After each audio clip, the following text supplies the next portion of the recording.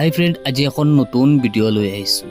এইটো ভিডিঅ'ত আমি আলোচনা কৰিম মুখ্যমন্ত্ৰী হিমন্ত বিশ্ব শৰ্মা ডাঙৰীয়া সংবাদমেলত 10টা গুৰুত্বপূৰ্ণ টপিকৰ ওপৰত কথা পাতিছে।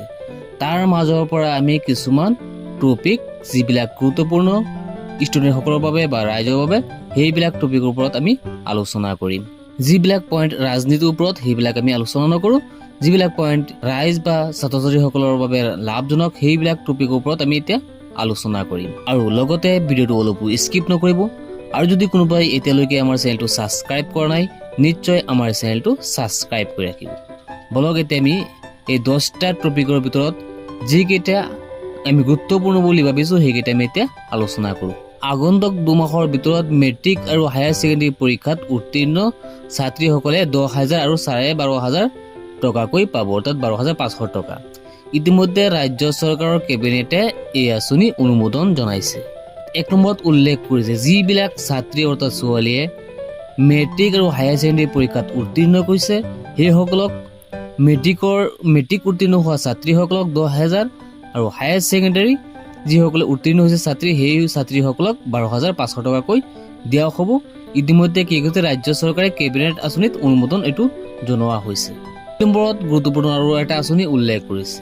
আত্মনিৰ্ভৰ অসম আঁচনিৰ অধীনত ছেপ্টেম্বৰ মাহৰ ভিতৰত ৰাজ্যৰ 30,000 যুৱকক কি কৰিব প্ৰদান কৰা হ'ব 1 লাখকৈ টকা। খানাপাৰাত এক অনুষ্ঠানত প্ৰদান কৰা হ'ব এই ধনৰাশি। আত্মনিৰ্ভৰ অসম আঁচনিৰ অধীনত ছেপ্টেম্বৰ মাহত অসমৰ 30,000 যুৱকক নিবনুৱা যুৱকক 1 লাখকৈ টকা দিব। এইটো ক'ত দিব? খানাপাৰাত এক অনুষ্ঠানত এই ধনৰাশি দিয়া হ'ব। এয়া হৈছে মুখ্যমন্ত্ৰীৰ ঘোষণা। 3 নম্বৰত উল্লেখ কৰিছে লাচিত বৰফুকনৰ ওপৰত নিৰ্মাণ কৰা হ'ব ধাৰাবাহিক। 4 নম্বৰত দিয়া আছে ৰাজনীতি ৰিলেটেড, এইটো আমি নপঢ়োঁ।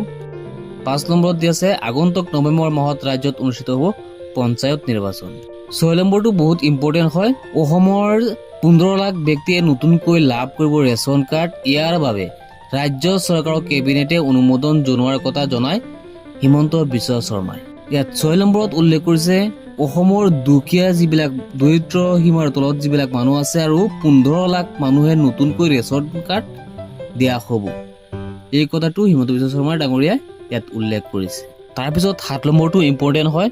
অৰুণোদয় আঁচনিৰ অধিক প্ৰসাৰৰ বাবে ৰাজ্য চৰকাৰে গ্ৰহণ কৰিব কিছু বিশেষ পদক্ষেপ। ইয়াৰ বাবে 2গৰাকী কেবিনেট মন্ত্ৰীক প্ৰদান কৰা হৈছে দায়িত্ব। অৰুণোদয় আঁচনিখন আৰু অধিক ডেভেলপ কৰাৰ বাবে অসম চৰকাৰে পদক্ষেপ গ্ৰহণ কৰিছে বা কৰিব, এই কথাটো ইয়াত উল্লেখ কৰিছে। ইয়াৰ বাবে 2গৰাকী কেবিনেট মন্ত্ৰীক দায়িত্ব দিয়া হৈছে।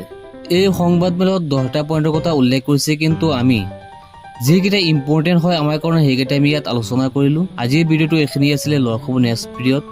জয় আই অসম।